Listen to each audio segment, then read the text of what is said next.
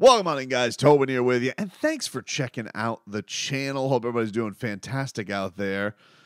This Tyreek Hill remains the gift that keeps on giving. He is a delight getting in front of a microphone.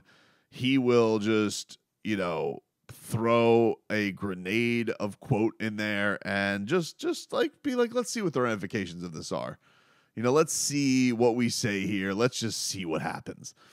And so today he was doing an interview with Kay Adams of Up and Adams, and she asked him about the Noah Lyles quote. Now, I know Noah Lyles is really, really disliked in the basketball community because he discredits NBA championships as world championships. He says, world champions of what? The United States? And this is not the first time I've heard Olympians use this. Chael Sonnen back in MMA, the bad guy, UFC Hall of Famer, almost beat Anderson Silva, one of the craziest upsets of all time.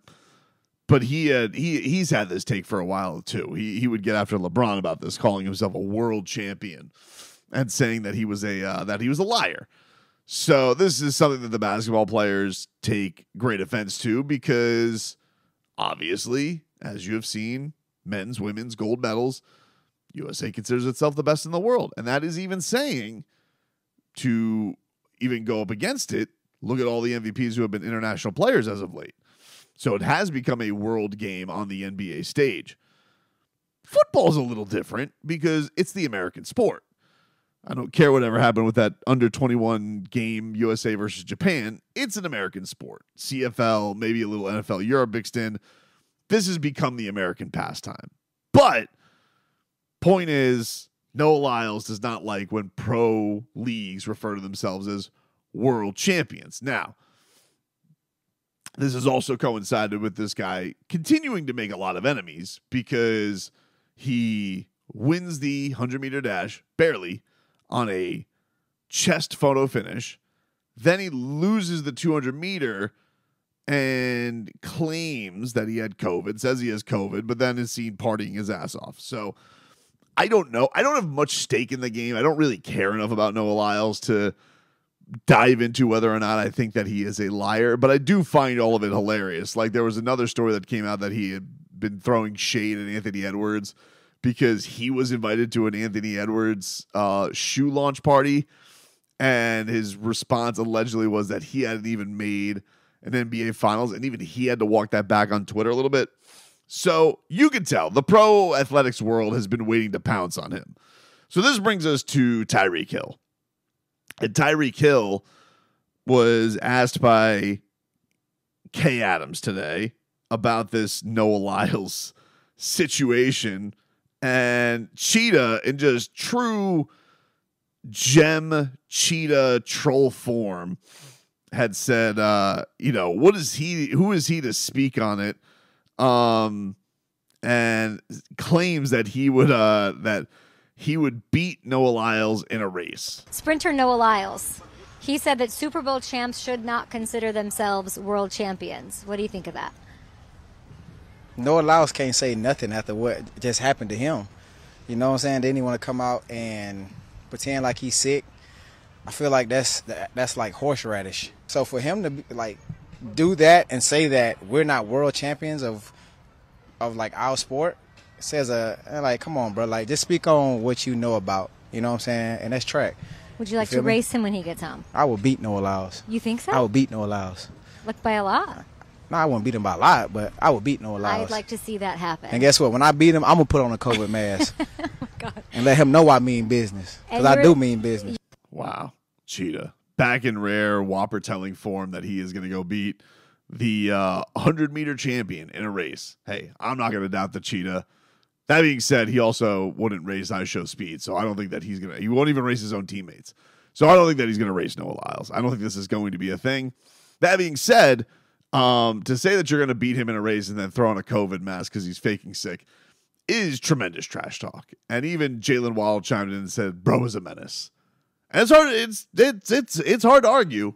He is a menace when it comes to When he wants to just drop something right there into the atmosphere and get people to react, there's nobody better. There's nobody better. There's nobody better at this. And he's already photoshopping himself in Olympics gear, ready for 2028. Crazy day. Crazy day. The cheetah is able to do what the cheetah is able to do.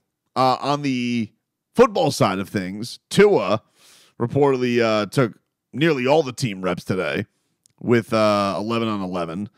And he had said that, for 3 days off, he wanted to get a lot of work because he had felt rusty. He did not play in the preseason game. He wants to play in the upcoming preseason game. Curious to see where we go with that. We get a little bit of Tua, and then we get a little bit more Tua, and see what's what. But, of course, you have joint practices again this week, so I don't know if that's going to factor in. And I also got to wonder, with the Miami Dolphins suffering as many injuries as they did, does that deter them even more from wanting to go in that direction? Because they're pretty banged up right now, man. Like, I don't want to always come on here and be hearkening about the injuries because we are still a month away. But, like, I saw a photo today. Jordan Poyer and his thumb injury, that looked like a pretty gnarly cast that was on his thumb. That did not look like a minor thumb injury. I'm not here to play doctor, but I was just like, dude, that looks like he really messed up his thumb. That doesn't look like a little mess up. That looks like a pretty messed up thumb. And then the other one is Aaron Brewer, who hurt his hand, so they had to move Eichenberg over to center again, which he doesn't even want to be there.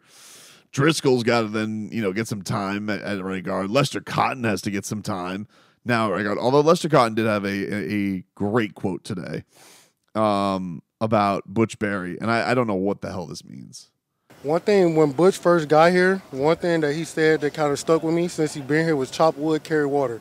So we just do the best that we can. We chop wood, and if stuff not going right, we carry water. Water is light when it ain't got nothing that you hold it on to. So that's our mindset. That's what we go with, and we just stick together. Like we just, whatever happens in the game, of course, the other guys, they get paid too, just like we do. So things gonna happen in the game where you might not like it, but we got to chop wood or carry water.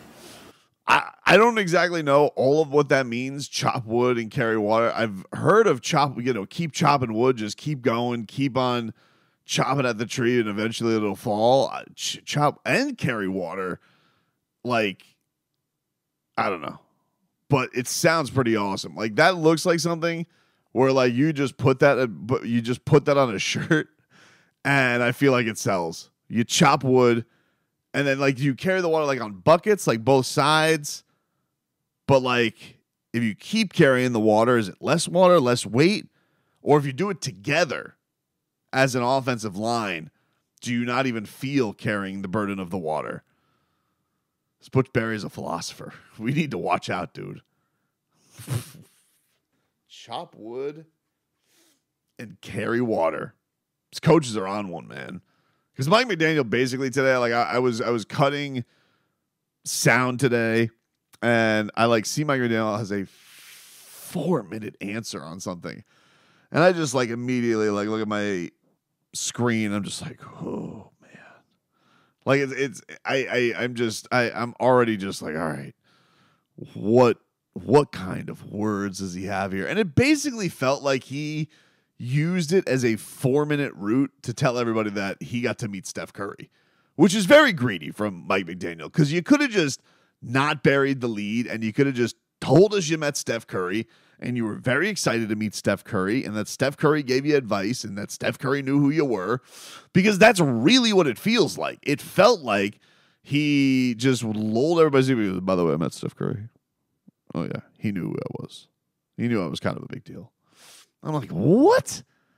What do you mean? Like, you you did all this yammering. I don't like Mike McDaniel, but he is a fan of using a lot of words. And I'm like, did he just do all of that to let us know that he met Steph Curry and that Steph Curry knew who he was? Because I kind of feel like that's what happened. Either way, you keep doing you little genius. If you want to call plays like Steph Curry, and they turn out like the Olympic Games did, then I'm all for it. I will say that play Tua to Jonnu Smith today, that was pretty. Oh, tremendous. Tight ends, huh? More dynamic. This is exciting.